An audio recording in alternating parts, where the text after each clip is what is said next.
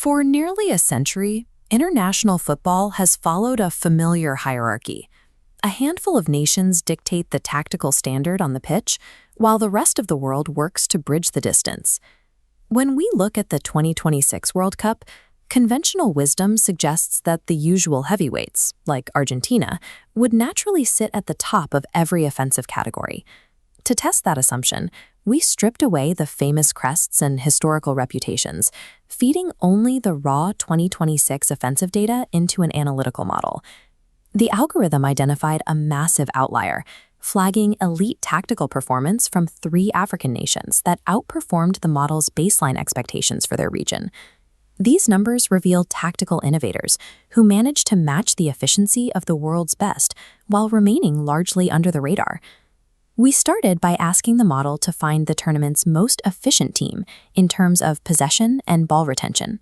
This chart tracks the leader in passing accuracy. Over 4 matches, one team maintained a 92% completion rate. To see how rare that is, look at the teams sitting level with them, Argentina and Portugal. All 3 achieved the exact same efficiency. The team operating with that level of technical precision before their round of 32 exit was Algeria. Matching the passing efficiency of the eventual finalists demonstrates that methodical, high-level ball control is no longer a trait exclusive to the traditional powers. The second anomaly involved a team that ranked 9th overall in offensive metrics, maintaining a 90% passing accuracy over 6 matches.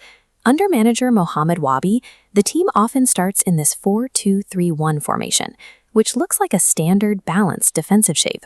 In possession, they adopt a relationalist approach, softening these rigid lines to let players move based on their teammates' proximity. A fullback steps into the midfield while the attackers push high, blurring the original positions.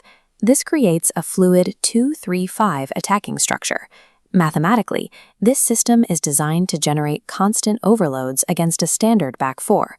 Morocco used this system to drive their run to the quarterfinals, showing a significant evolution from the defensive style they used in previous tournaments.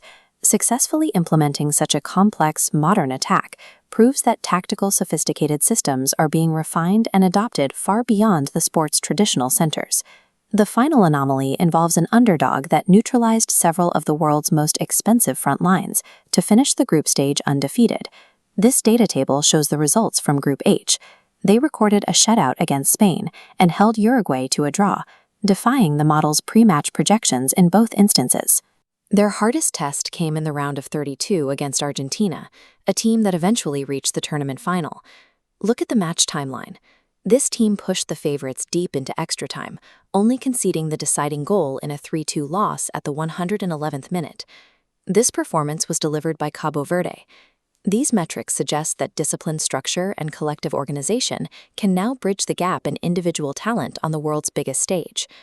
Analyzing the 2026 data shows that the concentration of tactical excellence is no longer limited to a few specific regions.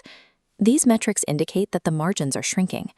Elite execution and structural discipline are becoming standard across every continent.